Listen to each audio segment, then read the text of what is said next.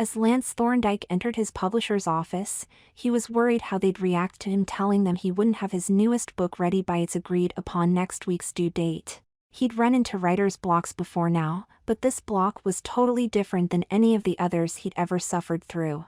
No matter whatever he tried, he just couldn't come up with anything to write. "How's the book coming along, Lance?" asked Samuel Morton, his agent and longtime friend. It had been Sam who had been responsible for getting him to start writing in the first place. "Slow, Sammy. Very slow," replied Lance. "Everything's been a lot slower for this book than for any of the others. I just can't put my finger on anything in particular, Sammy, but I seem to have totally misplaced my creative inspiration somewhere." "I'm not really surprised, Lance. To be quite honest, I've been expecting this would happen to you sooner or later," said Samuel. "I was just hoping it would be a lot later than sooner. Given what you write, a drying of your creative juices was more or less inevitable. Let's face it, Lance, 16 books in this particular genre is a lot. Now don't get me wrong, Lance, your books are just like putting money in the bank for this company. And I'm certainly they'll willing extend your deadline a few more weeks, if that's what it takes. It's just too bad, we can't schedule any personal appearances for you. I've found they generally prove helpful in unblocking writers." Lance smiled. "You know that would never work." As he picked up his last book from Sam's desk, he added, "I just don't look very much like this picture on the back jacket of my book." "But you know why we didn't put the real you on the back jacket," said Sam. "After we fed all that reader survey information we collected about what readers of torrid romance novels expected their favorite writers to be like, we all knew we couldn't possibly put your picture on your book. But the program also generated this composite picture from your fans' expectations of what you'd be like. I can't say I was surprised the first time I saw it, Lance. Guys generally don't write torrid romance novels as convincing as those you write." "Don't you think I know that, Sammy?" replied Lance. "Even though you convinced me they were good enough to publish years ago, I still don't know how I got started writing them. They aren't anywhere close to what I expected to be writing after graduating from college, but I can't seem to write anything else, believe me, I've tried." Lance sighed. "And now I've come down with this really horrible case of writer's block in this area as well." Lance looked down at the beautiful green-eyed woman with shoulder-length red hair that graced his book's back cover. "You know, Sammy, sometimes I think it's too bad she's only make-believe. Spending a little quality time with a looker like my alter ego here might prove very helpful." "You'd be much better off finding a real woman, Lance," said Sam. "Lionella Thornton might be an exceptionally hot-looking babe, but she still doesn't exist. She's simply a computer-generated wet dream of your fans, nothing more. Why don't you take a couple of weeks off from writing? Some time away from writing will hopefully jumpstart those creative juice of yours into full flow again. I'll talk to the marketing guys upstairs, but there shouldn't be any problems convincing them to delay the release of the next Lionella Thornton bestseller a few more weeks." "Thanks, Sammy. I'll really appreciate any additional time you can give me. And maybe you're right about that time off, Sammy. Maybe a couple of weeks away from writing might do the trick." Lance smiled with a feeling of some relief. "I'll see you in a couple of weeks," said Lance, while adding silently to himself, hopefully with a newly finished manuscript. Still feeling depressed, Lance Thorndyke walked down the street outside his publisher's building heading for his car in the nearby public parking lot. He'd never really considered himself a great writer, but all those books he'd written using the name Lionella Thornton had not only paid all of his bills, there had also been plenty left over for the other comforts he'd grown accustomed to having and never wanted to be without again. He just had to do something to get his creative juices into full flow again. But he had no idea what he could do. Lance wondered if she'd try finding a party somewhere. On any given night, he knew one of his friends would be throwing a party. They never needed a reason, they simply liked to party. He'd have to make a few phone calls to some of them after he got home. Perhaps a party, particularly if there were a few loose babes hanging about, might be just the thing he needed to jumpstart his creative juices. But even if a party wound up doing nothing for him, at least he could escape worrying about his troubles for a few hours. An old woman stepped out of a small door as Lance neared. Her gray hair was wrapped in a tight bun and her wrinkles were wrinkled. She smiled as Lance walked past. You seem quite tense, young man. That is not good for you, but you must know that already. What? Replied Lance as he turned back toward the old woman. I said only that you seemed quite tense, young man, said the old woman. Such an intensity of tenseness as I sense from you is not good for anyone. But surely someone of your young age cannot be hard of hearing. Of course not. I was just surprised you spoke to me. Generally no one speaks to anyone on the streets around here. That is sadly true for the most part, young man. But I have never sensed such tenseness in you when you've passed before. Even the blindest man several miles away would easily see your great tenseness. How would that be possible? It is in your aura, young man. Your aura transcends mere sight. It is most clearly greatly disturbed. Lance smiled, very surprised to be getting such a strange pitch in the middle of the downtown business district. And just what can we do about my aura? That is quite simple indeed, young man, grinned the old woman toothlessly. You are now in great need of much relaxation. Even your simplest troubles must soon be unwound. Total relaxation is one of the things that most generally soothes an aura as greatly troubled as yours is. And I believe I have exactly what you need inside my small shop. Lance smiled again. And just how much would whatever this thing I supposedly need cost me, old woman? The old woman looked up at him in surprise. Why, it would be totally free of charge, young man. One always feels so much better, almost like a brand new person once one's aura has regained its balance. All of your current troubles will simply cease to be, young man. It would be most wicked and highly insensitive of me to charge anything to someone in as desperate a need as you. This is an interesting new type of sales pitch, thought Lance. But once we're inside, I'll be surprised if she doesn't suddenly think of asking for a small donation, completely voluntary, of course. Then why don't we go inside? Let me see what you've got that you think I so desperately need. As he followed the old woman inside, Lance was quite surprised by the sparsity of furniture in the room. There were only 2 antique wooden folding chairs to sit on. Very clearly this old woman had few worldly possessions. Lance wondered how anyone could possibly live with so few things. But at the same time, he began worrying that things here be far different than he'd been expecting. Fear not, young man, smiled the old woman. You have no need to be worried here, young man. No harm shall befall you within my walls, I guarantee it. As I told you outside, I seek only the soothing of your greatly troubled aura. Lance stared curiously at the old woman. This just had to be some kind of trick. How could she have possibly known what he'd been thinking? The old woman looked towards the thick curtains hanging in a doorway that obviously led to another room. You must come out now, dear one, she said in an odd-sounding tone.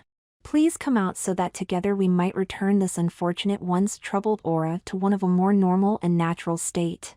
Even as Lance wondered to whom the old woman was speaking, he was considered turning around and fleeing through the still open door. But, before he could act, a small, very delicate hand appeared through an unnoticed seam in the curtain. As the hand slowly pulled the curtain back, Lance stared at a beautiful blonde with sparkling blue eyes who emerged, as if a goddess, from behind it. Lance couldn't take his eyes off this incredible vision of loveliness standing before him. She seemed more beautiful than any woman he had ever seen before. Is he the one in dire need, ancient mother? Asked the newly arrived beauty in a melodic, yet oddly accented, voice. He is, dear one, she smiled. The young woman looked Lance over very carefully. She couldn't help but notice his steady leer. And yet, his reaction to her presence was nothing unusual to her. She nodded her head toward him, as if she were merely acknowledging his interest, then smiled. My name is Misty. Please come with me, young gentleman, we have much that must be done and precious little time in which to do it. Lance, as if entranced by the scantily clad Misty, could do nothing other than follow the young beauty into that unknown place waiting for him behind the curtain. As the curtain swished shut behind the departing couple, the old woman smiled. But then, it wasn't as if the young man had ever had another choice. We shall be going to a party a little later tonight, Lance, said the blonde goddess. We will? Asked Lance, not noticing she'd called him by name. But we've only just met, Misty. But something in his voice must have betrayed his inner thoughts. It shall be all right, Lance. This shall not be a date, we shall be going to this party simply as two friends, nothing more, nothing less. Oh, sighed Lance, sounding obviously disappointed. But before we go, you must change your clothes. Why? Asked Lance. For what I laid out on this suit, what could possibly be wrong with it? It is highly inappropriate for where we are going tonight, Lance, replied Misty. Where we are going, no one wears a suit. Misty slowly opened a drawer in a small cabinet that Lance hadn't seen until the instant before. Reaching inside, she quickly selected some clothes, then casually tossed them to Lance. You shall wear these clothes tonight. Lance stared at the clothes Misty had tossed him. But I can't wear these, he protested. The pair of short shorts was very similar to those Misty was wearing. And the scanty silken halter with thin shoulder straps was, except for its deep violet color, identical to the light blue top Misty was currently wearing. How could he possibly wear these things? Of course you can wear them, Lance, replied Misty calmly. They shall allow you to fit in where we're going quite perfectly. Lance looked at the silken top again. But I just can't wear this. It is your choice, Lance, frowned Misty. If that is what you desire, you may have your own way, Lance. But if you choose not to allow us to soothe your angry aura in the best way we know how, then you might just as well leave this place now. We will not be able to help you. Without the smallest flinch, she gazed deeply into Lance's eyes. But you must also be warned that once you have rejected this attempt to assist you, you may never again seek our aid. Should you leave now, you'll never see me or the ancient mother again. Lance didn't really give a rat's ass if he ever sat that toothless old bat again, but just the thought of never again seeing the sensual goddess Misty was quite another story. Besides, what would it really matter if they were going to some party where all the men apparently dressed as women? He wasn't overly likely to run across any of his friends in some place like that. Okay, Misty, I'll wear your clothes, he said reluctantly. But only for you. He knew wearing these tight-fitting female clothes would make him look like a total fool, but if being the fool were what it took to get closer to Misty, he could live with it for a short while. Lance started to unbutton his shirt, then looked over at Misty and stopped. You need not be so shy with me, Lance, Misty smiled warmly. I have seen plenty of naked men in my life. I'll just bet you have, thought Lance, as he hesitantly resumed undressing. But he still wasn't altogether certain he liked the odd way Misty kept smiling at him. Even though he was a writer of torrid romance novels, he still knew he had little experience with the ways of a beautiful woman like Misty. It might be hard for anyone to believe, but nothing he'd ever written under his pen name of Lawnella Thornton came as a result of personal experience. How could he ever hope to explain to anyone that he simply had no idea where any of those things he wrote about actually came from? Sizzling new ideas had always, up until this last book, just popped into his mind whenever he'd needed them. Lance slowly slid into the shorts. Although softer and smoother than anything he'd ever worn, they were still rather tight in the crotch. But Lance had been expecting as much. They also fit, just as he'd expected, quite loosely about his hips with plenty of spare space in the posterior. He pulled the small top carefully over his head. Quite obviously, the halter hadn't been made to be worn by a man. The small straps dug into his shoulders. The skimpy halter also fit more tightly across his chest than he'd been expecting. And yet, although he was taller and wider across the shoulders than Misty, it still, for some as yet unknown reason, seemed quite baggy in the front. Now is that not much better, Lance? Smiled Misty. Do you not feel better already? I don't know about feeling better, replied Lance. But I certainly feel more foolish. You should not be embarrassed, you know. But you shall soon start feeling better about yourself once you have seen how attractive you appear. Attractive? She must think me a complete idiot, thought Lance. Perhaps, he mumbled, but I really doubt it. But you shall not really know until after you have seen yourself. Come, Lance, she whispered. Come stand beside me so that together we might gaze upon ourselves in the ancient mirror of souls. Ancient mirror of souls? What utter nonsense is that?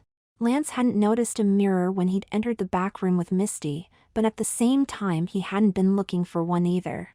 And yet, how could he have possibly missed such an imposing sight as this antique? But there always seemed to be things appearing out of nowhere in this place. As he stood beside Misty, he stared at his reflection in the mirror.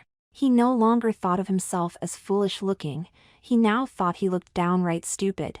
And despite seeing himself standing before the old mirror dressed as he was, Lance still found it difficult to believe that Misty had somehow conned him into wearing her clothes.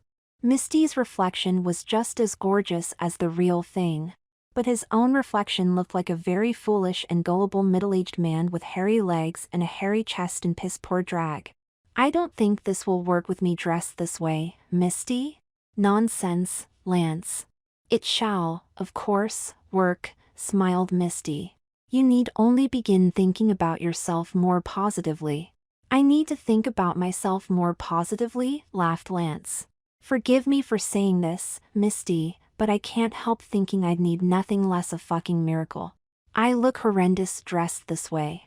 I'm sure you must agree that someone wearing your clothes should have a body more like yours than mine.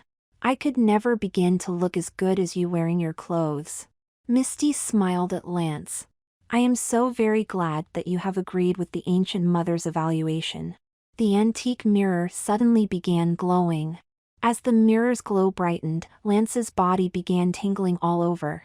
"What the hell?" he exclaimed, feeling suddenly anxious.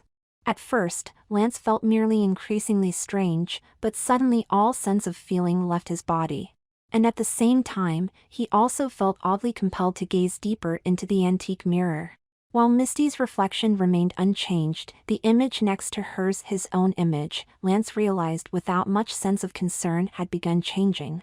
It was shrinking.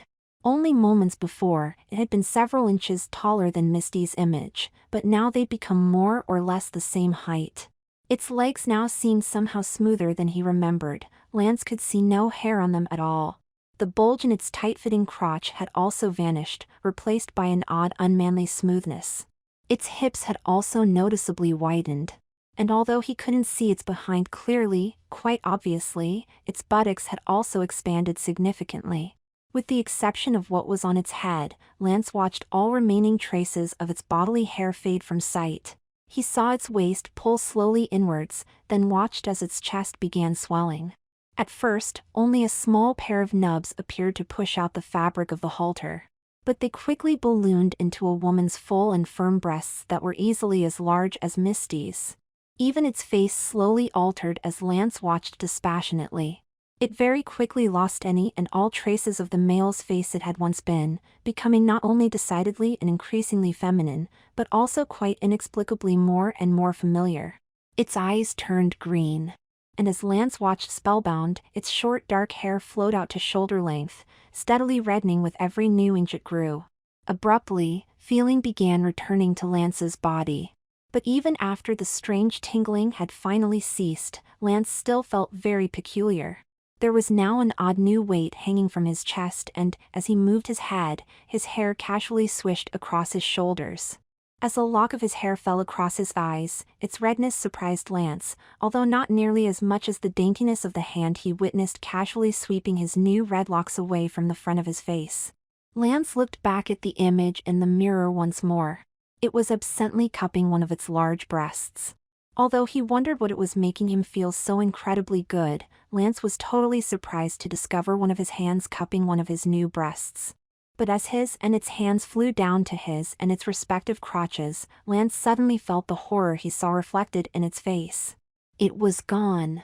But how could it be gone? Lance turned quickly to Misty for an answer. "What have you done to me?" he asked in a surprisingly sultry soprano. Misty simply smiled. "Only what we told you we would. We have only just begun the process of soothing your aura, Lance. Do you not recall why you are here, Lance? Did I not tell you earlier that wearing these clothes would allow you to fit in where we are going? But there shall be no buts, Lance. You shall fit in perfectly now. Do you not remember?" asked Misty. "You and I are going to a party tonight. And if I am also to take my newest friend Lionella Thornton to this wonderful party, should you not at least look like Lionella Thornton? You knew who I was, whispered Lance in surprise, finally realizing why the image he'd become had looked so familiar in the mirror. But how could you have possibly known? Aside from me and my agent, no one is supposed to know I write as Lionella Thornton. But your aura reveals all that you are, Lance. Who you are is there for all who may to read. There can be no secrets, replied Misty. That is how I also know you to be Lionella Thornton, as well as Lance Thorndyke. That is how the ancient mother knew you were in urgent need of our help. But all of that is unimportant for the moment. Now you must get ready for the party. Misty pointed to the dresser, which was now covered with assorted cosmetics. You may use whatever you will, Lance. I am certain you will find something appropriate you like. But I have no idea what to do with any of that junk, replied Lance in his sultry soprano. But, of course, you do, Lance, relied Misty. You always have known. As Lance nervously sat down in front of the dresser, he curiously poked through everything sitting on it. Suddenly, he wondered why he'd told Misty he didn't know what to do with any of it. Doing his own makeup wasn't really very difficult, but then he also had his many years of expertise to draw upon. How do I look, Misty? He asked once he finished applying his makeup.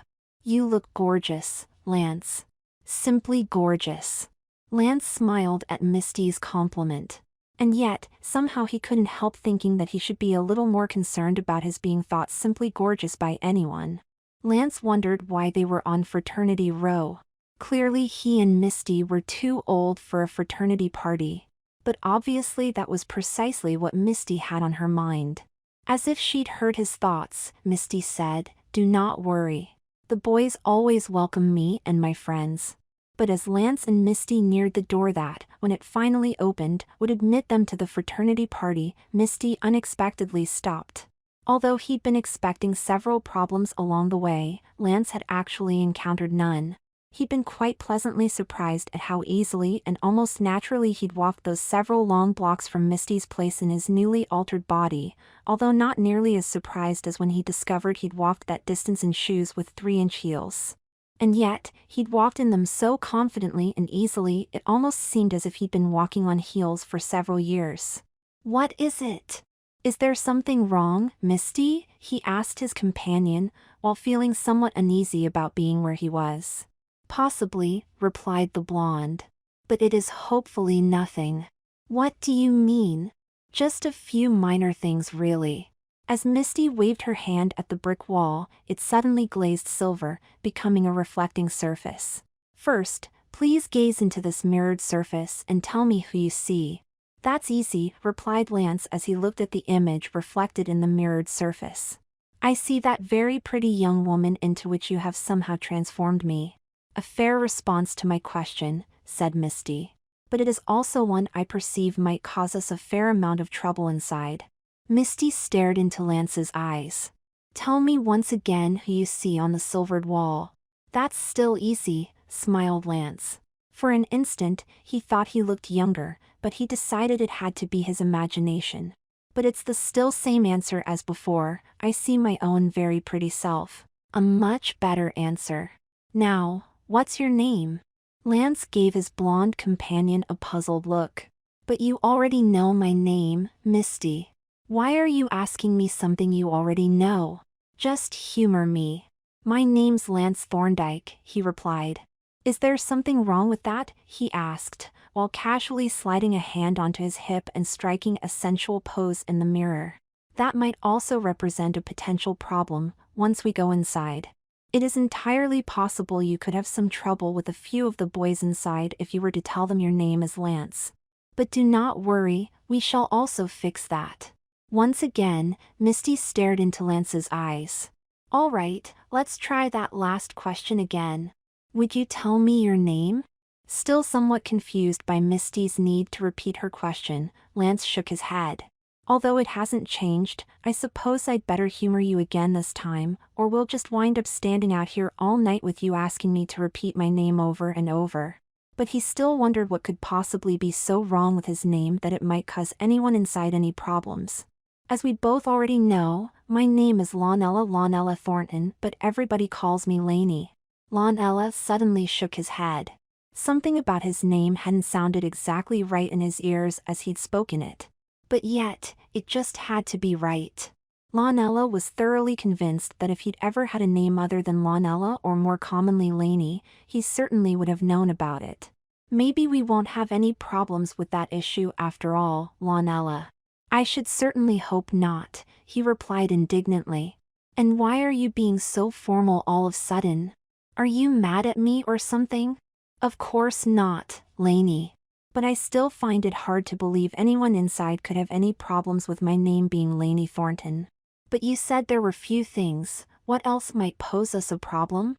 It shall be best to show you. Suddenly and unexpectedly, Misty pulled Lonella to her and began kissing him passionately. At first, Lonella was surprised by Misty's unanticipated action. But at the same time, having been trying to figure out some way of getting closer to the buxom blonde since they'd first met, he soon began responding to her passions with his own growing passions. But then, abruptly, Lonella pulled himself away from Misty's embrace and stared at his friend in confused disbelief. "Just what do you think you're doing, Misty?" asked Lonella in a tone echoing her bewilderment, as well as mild annoyance. "I just thought that was something you wanted me to do, Lainey," replied Misty with an elfin grin. "You've got to be kidding," frowned Lonella. "You, of all people, know I don't do that sort of thing with girls." But even as he'd uttered those words aloud, Lonella wondered why he told Misty something like that. He very clearly remembered kissing plenty of girls before tonight, but he just as clearly knew that none of them had ever really been anything special to him. He also remembered that he didn't play around with girls, never had, never would.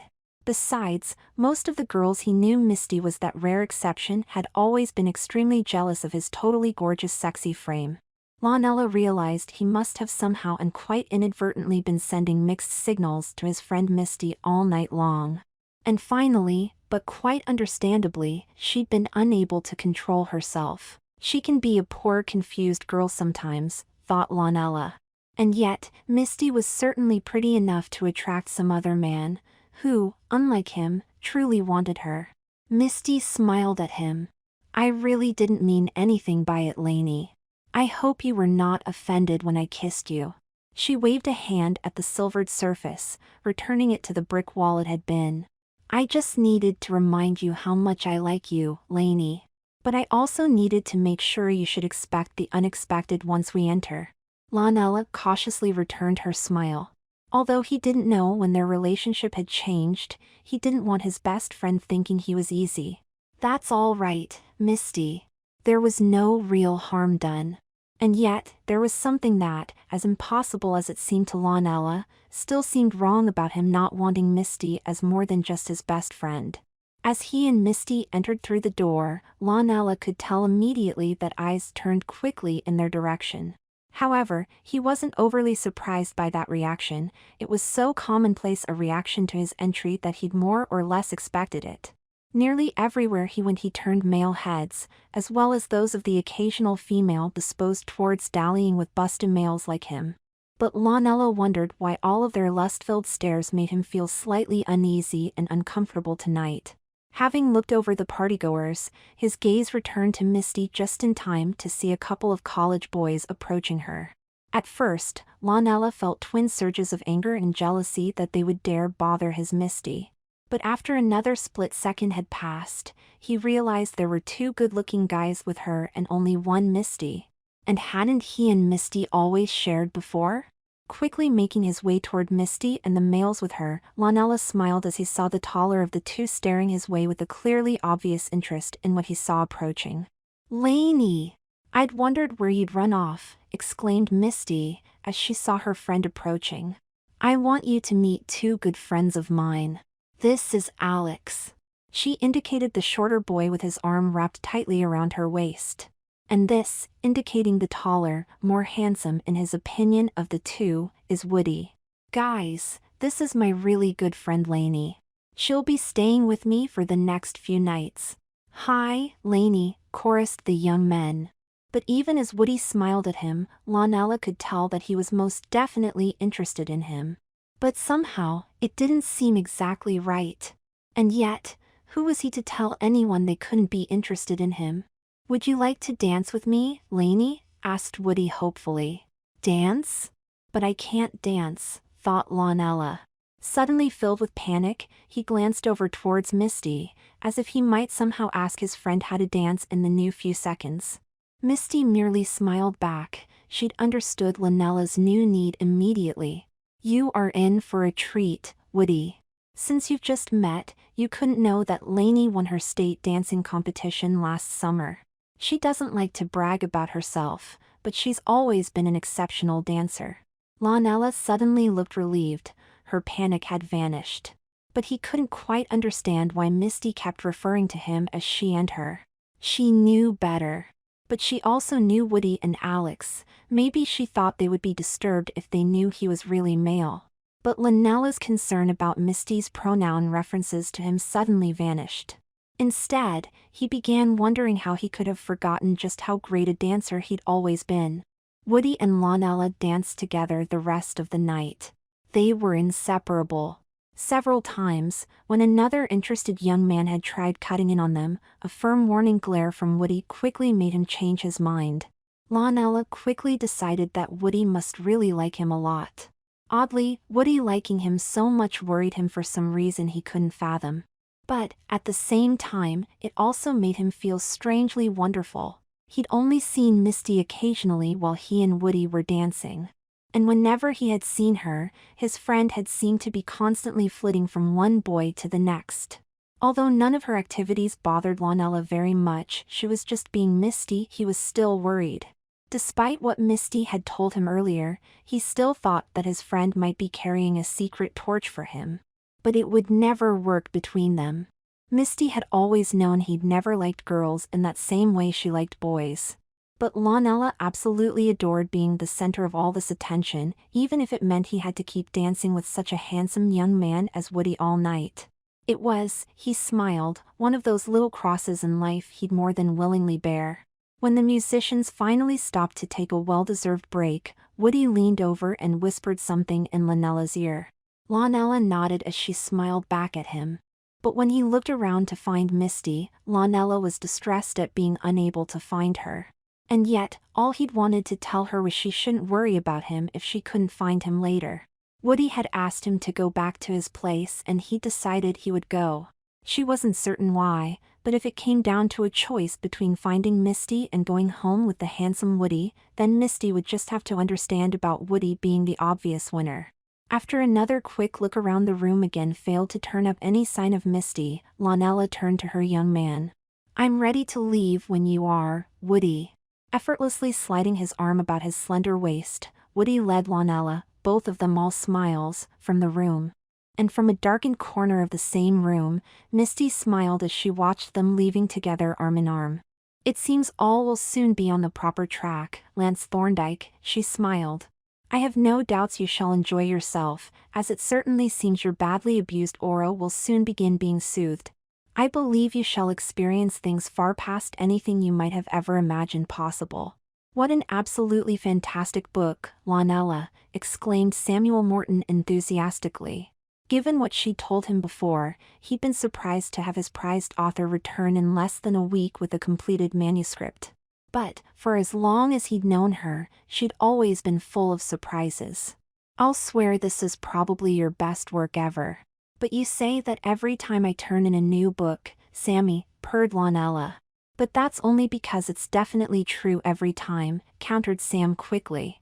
"I really don't know how you keep doing it, but your books just keep getting better and better. There is absolutely no one in this business that comes close to writing torrid romance novels the way you do.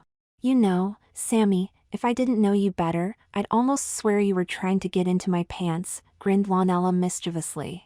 "Don't think I haven't thought about it, gorgeous," replied Sam with a wide grin. "But I've never believed that mixing business with pleasure was such a good idea. You bring far too much working capital into this company with your novels for me to risk screwing it up. Sorry about that pun for a night or two of mindless passions." "That's all right, Sammy. I've probably heard every poor pun at one time or another. Although I think it's a real shame we've never been together, I guess you're right about mixing business and pleasure. After all, she grinned, for as long as I've known you, you've always been right on top of this kind of thing, Sammy. Samuel grinned sheepishly. Her pun had been worse than his. Are you prepared for that book signing we've set up for next week? I suppose, Sammy, replied Lonella. But I'm still feeling somewhat nervous about it. That's perfectly understandable. It's the very first of hopefully many, many more public appearances for Lonella Thornton. Heaven only knows why you never wanted to do them earlier. Your public's always been clamoring for them. I had my reasons for not wanting to do them before, Sammy. But they've all just recently become non-issues. They'll never cause problems again. I've even had some new publicity photos made. I don't know what it was about the old ones, but all of a sudden they just seem to be missing something extremely important. May I see one of them? Asked Lonella. Of course. All you need to do is ask. Sam handed his most successful author one of her new publicity stills. We'll also be using this one on your new book. Lonella smiled after looking it over closely. It's an excellent picture of me, Sammy. How could it be anything but excellent with you as the subject? Smiled Sam. Aren't you just so sweet, Sammy? She smiled. Would you like me to autograph one of them just for you? Would you? Sam watched while Lonella quickly scribbled something across the photo, then handed it back to him. To the very best agent in the whole wide world, love and XXXS, Lonella Thornton, read Sam with smug satisfaction. I'll always treasure this, Lonella. But as he looked a little closer at the words written across the picture, Sam's smile widened. Are you sure you've never done personal appearances before?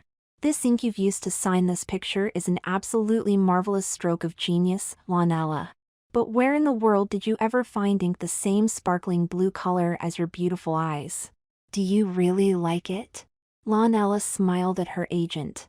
I found it in this quaint little curio shop run by an old woman not far from here, she replied, casually sweeping her soft shoulder-length blonde hair away from the front of her face. Should I come here and pick you up on the day of my personal appearance, Sammy? I assume you're going. I wouldn't miss it for the world, Lonella. Leaning towards him, Lonella's lips lightly brushed Samuel's cheek. Then I'll see you then, Sammy. And with that she turned and swayed sexily out the door. Sam's gaze lingered on the door for several minutes after his prized author Lonella Thornton had left. I only wish I could get to know her better than just a friend, he sighed, but what would happen to this company if she decided to leave because of me? Lance Thorndyke, still physically the buxomly red-headed woman he'd become a week earlier, stared angrily at the blonde woman he'd known only as Misty when she returned to the old woman's shop. Can I assume that Sammy loved the book I wrote that you just turned in?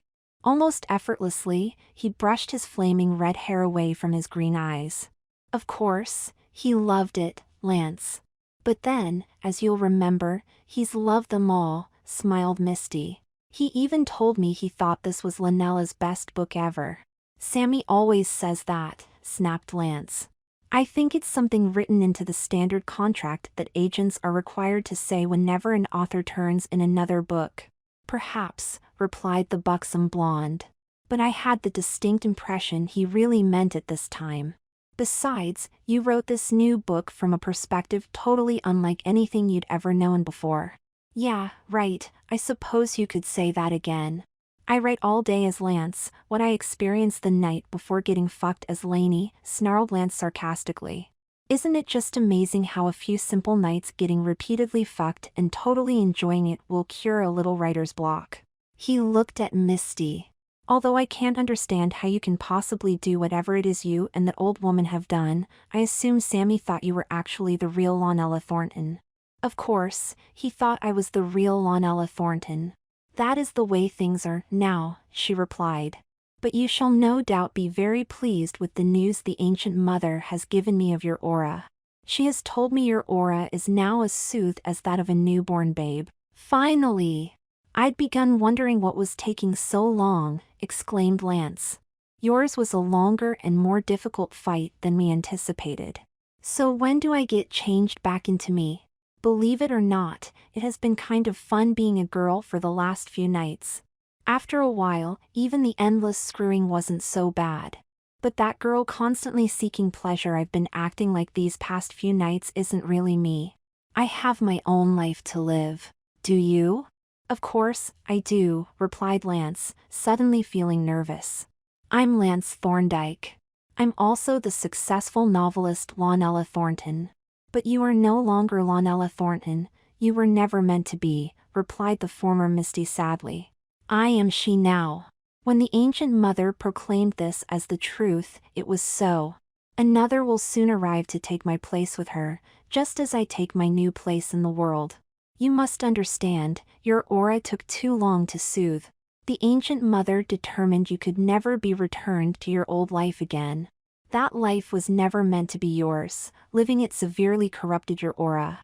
That life would have always been a threat to your peace of mind.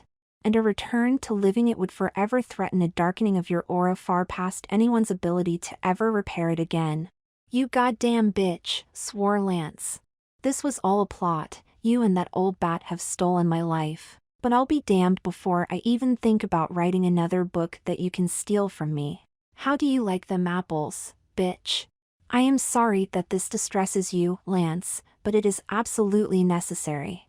Please be assured, there is no other way, replied Misty. Neither have I any need to steal books from you. From now on, I'll write them myself, just as I have all the others.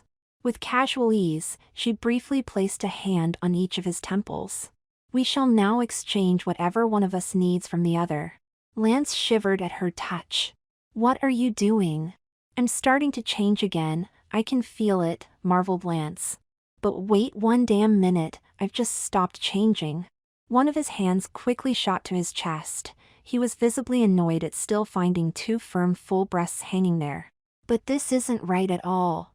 I'm still a girl. He felt his now longer hair swishing across his bared back and the top of his ass.